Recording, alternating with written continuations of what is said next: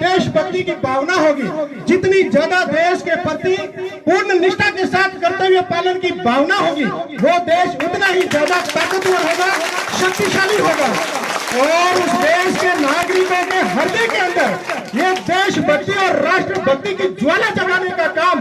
उस देश के नागरिकों के हृदय के अंदर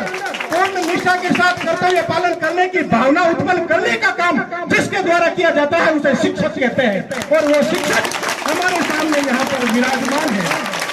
प्रिय विद्यार्थियों, जब एक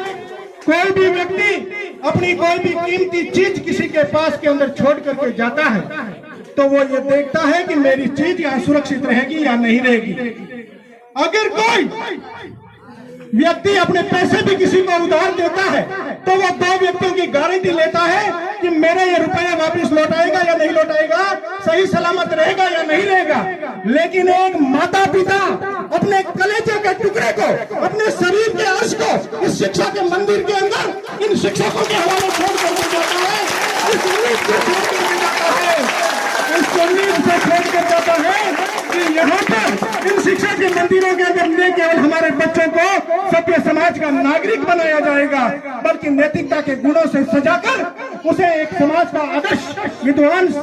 समाज का नागरिक बनाया जाएगा। प्रिय विद्यार्थियों, याद करो वो 2021 और 22 का कोरोना काल का समय,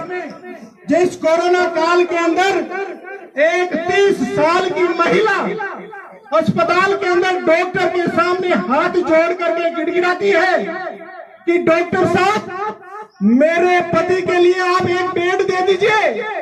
ताकि मेरे पति की जान बच सके। तब वहां पर एक 70 साल का बुजुर्ग आदमी खड़ा होता है और कहता है कि डॉक्टर साहब मेरा ये बेड इस 30 साल के युवा को दे दीजिए क्योंकि मैंने तो अपना जीवन जी लिया है, ये आने वाले भारत का वर्तमान और भविष्य है। वहां पर ये बुजुर्ग नहीं बोल रहा,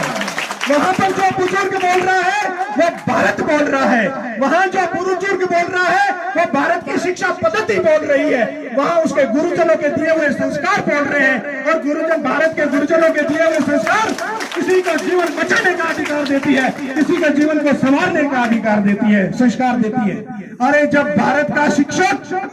सर उठा करके चलता है तो चाहे शत्रु देश का नागरिक हो, चाहे मित्र देश का नागरिक हो, वो उन शिक्षकों को सलाम सम्मान नहीं करता बल्कि उनको सलाम ठोकता है कि ये भारत के शिक्षक हैं। और भारत के शिक्षक यहाँ हमारे देश के अंदर आए हैं और इस परिपाटी को साकार करने वाले